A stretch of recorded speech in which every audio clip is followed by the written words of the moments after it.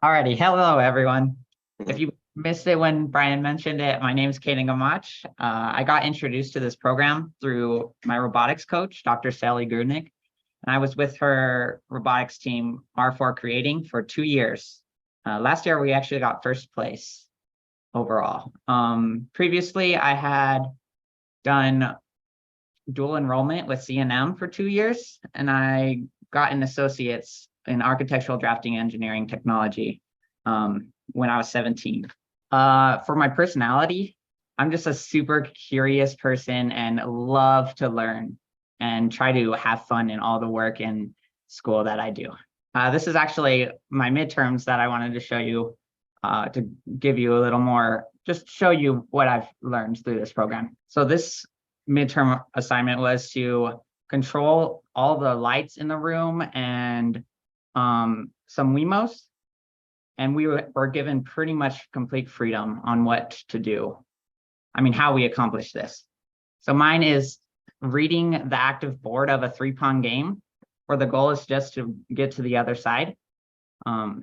Here you can see me reading the board correctly on the bottom left. And then on the top is 2 victory states, where it recognizes that a piece got to the end. Here's some pawns that I modeled during the project. The first ones were for light, where the second ones were completing circuits with resistors. I went with the second one in the end. And then this was our second midterm, where we had to basically keep a plant as happy as it could possibly be. So we read moisture, temperature, humidity, pressure, a lot of things. My project here is inspired by Stranger Things. And in the movies, you can see flashing lights, and they're able to like interact with lights in another dimension to communicate with our world. So the plant is moving around the room basically and telling us what it needs. And then the video on the left is showing me forcing it into a bunch of states. My motivation behind this project was to use technology in a way that I haven't seen before and make something that's really, it's just beautiful or practical. I didn't know what I was going to do at the start. My idea is to combine 2 images by looking at every single pixel and finding the change in the separate RGB values, and then creating a new image with that change. On the right, you can see my first thoughts of how I would do this. I have a video showing this right here, actually. So make sure you get your hex code and color theory caps on.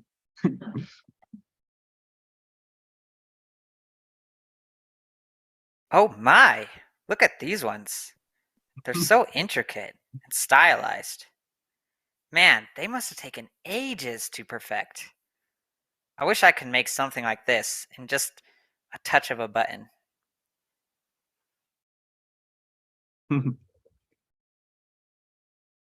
I'm back and smarter than ever.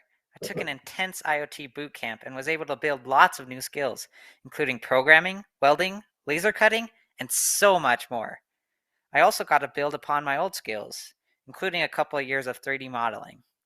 With all this new knowledge, I've done it.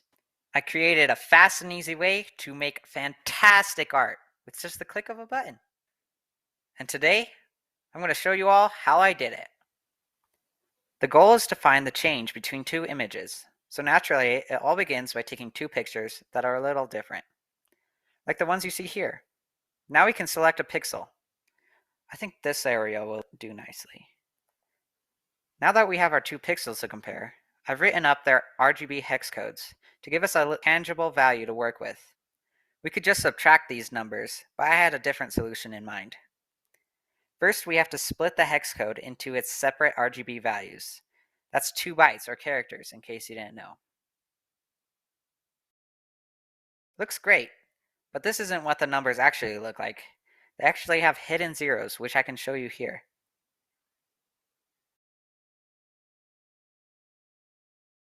As you can see, the numbers became all weird. We're going to have to make sure everything is on the far right in order to keep them truly separate. We can do this by bit shifting, pushing the information to the right, similar to putting it in the ones or tens place. There we go. Now our numbers are actually separate. The next step is to figure out which red from the 2 pixels is greater, and then the same for green and blue. Looking here, I can see that it will be the first red, second green, and second blue. Now we can find the difference between these values, placing the larger numbers in the minuend, or left side. I did the math already, and here you can see our new results. These will be used to create our new pixel. Here, I'm just smashing them back into a single hex code by using bit shifting once again. Here's what the color will look like. And there you go. Now we just have to do this again 173,160 times, and we'll have a new image. It'll be beautiful. Just kidding. We'll have a program do this for us in a matter of seconds. You might be wondering, why did the pixel end up so dark even though the colors were both bright? Well, lucky for you, I've got an answer. First, let me tell you that black is a simple value of 0. So the closer you are to 0, the darker the color will be. If you didn't catch it, I converted the previous hex codes to decimal form to hopefully give a little more clarity. If we subtract these numbers, we get a value of 2,554,086. You might think this is the same value as the new pixel we made earlier, but you'd be mistaken. It actually looks like this. Let me show you a special case I discovered with a different pixel. This time, our second pixel is darker. If we repeat the subtraction again, our new number is a higher value, or farther from 0, so this should be a brighter color. As you can see though, it's darker than the one we got before. But wait, it's actually brighter than the first pixel with the method I walked you through. If you didn't catch it, the second pixel didn't change, and we didn't do my special method. So why is it the same color?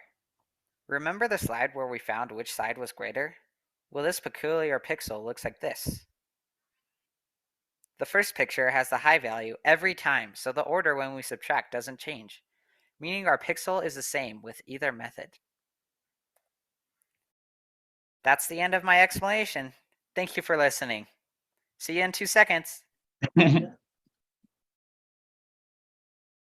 A few of the further improvements that I would have liked to get to was find a formula to see, we'll see if this is possible, is look at the brightness of a pixel and see if I could determine how far it was from the camera.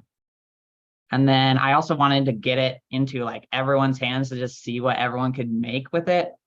And I would have liked to make a mobile app for that. There's a bunch of other things in here, but the gist is just trying out different ways to use this new way of combining images. Here's my contact information. I could talk about this project for hours, but unfortunately, we're not going to have enough time for that. So if you want to see more about the project, you can go to my Hackster.